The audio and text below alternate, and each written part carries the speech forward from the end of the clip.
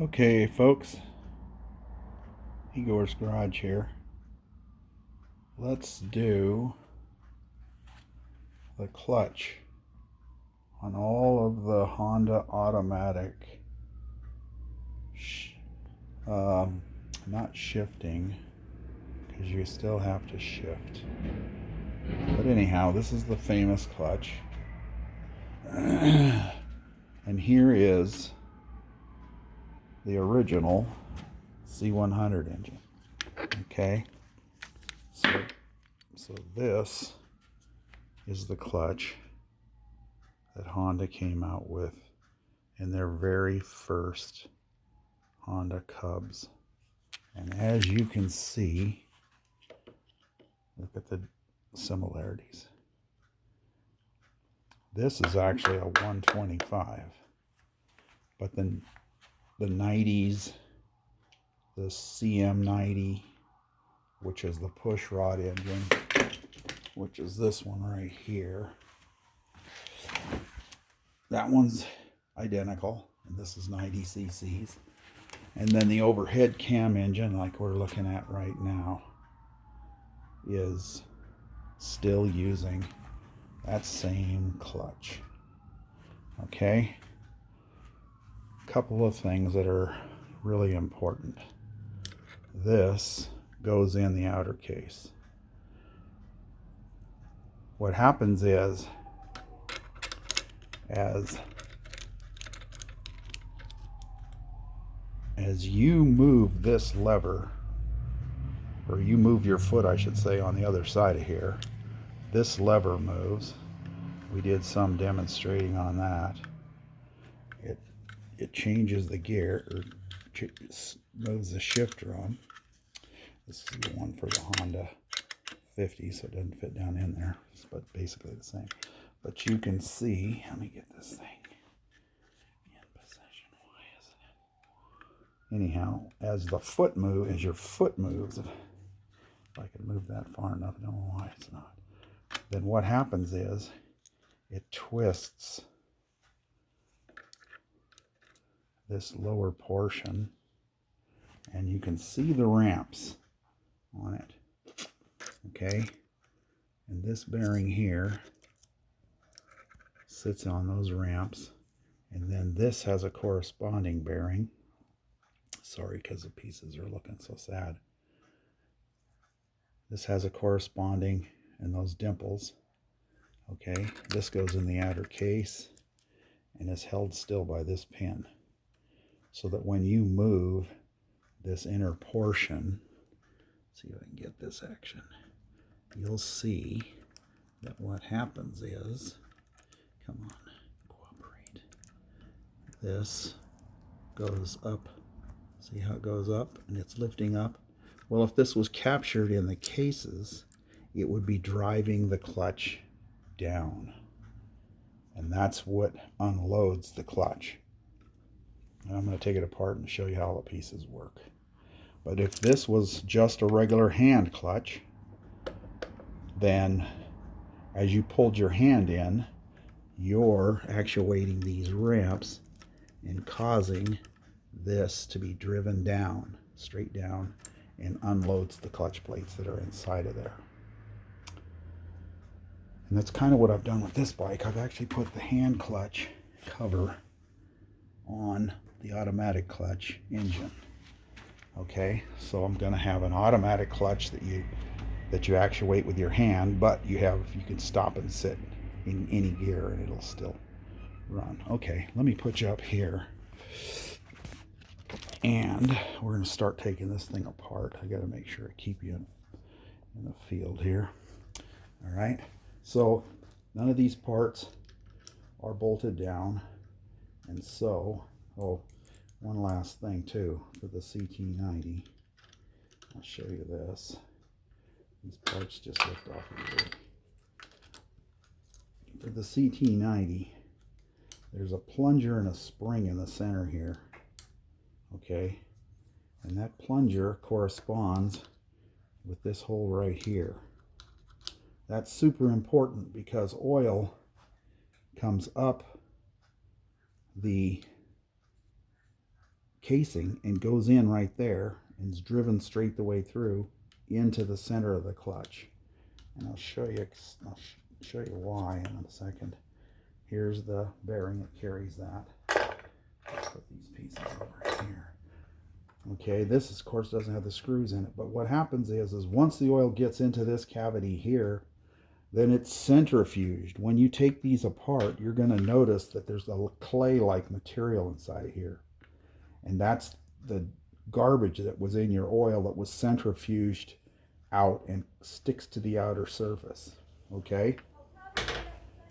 Then you're supposed to take it apart, take this cover off. The early ones had just the little thing to do it. Take the cover off, take this off, and you're supposed to clean that clay out once in a while. Okay, here's the infamous clutch. Now it's interesting because I was just watching Jay Leno the other day, and he was talking about the centrifugal clutch that goes in. He was talking about the Honda, did a presentation for the little Honda Cub, and he was talking about a centrifugal clutch. This is not a centrifugal clutch, essentially. This is a plate type clutch that has features that operate it like a centrifugal clutch, and I'll show you. And there's a few features that are very unique that Honda did. No one could copy this. Tohatsu, Zundap, Yamaha, Suzuki, nobody had this clutch. They couldn't.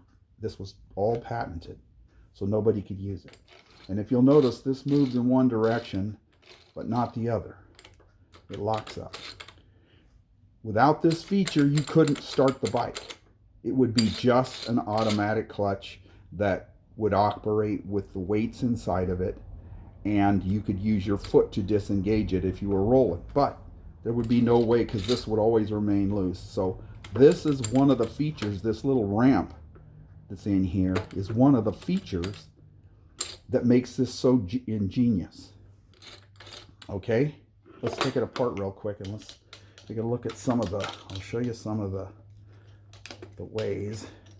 Now this isn't heavily spring loaded because the only reason this is popping apart is because of all the little springs. If you were taking apart the one for the C100, there's nothing essentially holding this in compression. The springs on these are really, really light. Okay, so they're all really easy to put together. This large clip you can just push on with your hands. The way to do this is when you take these apart, just take everything and flip them over and put them somewhere. I'm going to set them right here. But each piece has somewhat of a special place for it. You can see this one has all small holes. Okay. Then what you've got here, I think you can see it. There's some real short springs and there's some long springs. What these springs do is push these plates apart so that they don't drag when you're sitting at a signal. Okay? So just to keep from losing them, we're going to pick them out of here and then set them off to the side. This is how easy this all comes apart. And they're not hard to figure out. The short ones, you've only got 6 pins. You got 6 springs. The long ones go on the outside positions. The 2 short ones go on the inside positions.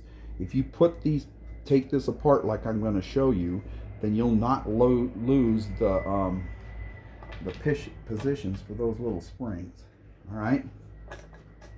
Then, of course, the next thing is one of the friction plates. Okay. Like I said, just keep taking and stacking them someplace. I'm stacking them down here, flipping them over. This one's unique. See how it has no holes. It misses all those springs. Again, just flip it over and set it down over here. Here's another clutch friction plate. They use 2 frictions in all of the 90s up. That little 50 over there, it has only one of these in it. Tiny bit smaller so they don't interchange. Again, just keep them orientated, so you just flip it over, put it over there. All right. Now you can get down to the last bit. This one here is unique. Again, keep it in order. It's missing, it's only got 4 of these spring holes. So those 4 long springs are going to miss, if I'm not mistaken, and they make it so it goes all the way around. Yeah. Anyhow, should have paid better attention. Yes, it goes down like that. Anyhow, again, flip it over. And then you have the last friction plate sitting on here. Okay, so this is, what is it, 3? Did I say 2? No, it's got 3 friction plates. Then the last one and the last friction surface is in the bottom. Okay, here's that famous ramp. You can see how that's moving up. Well, that's what, when you push on the Kickstarter, that's what drags this in and compresses the plates so that it'll now push the engine over. Okay, so that's another, they were brilliant. And the one in the little 50 that's 60 years old is exactly the same as the last one they ever did. Okay, all right, this one has a little washer that, just pay attention, this, some of them do, this is a later one, so it does. Just pay attention to where all the bits go. And then the last thing down in here is the last bottom plate that the friction sat on. Okay, here you go. See these weights?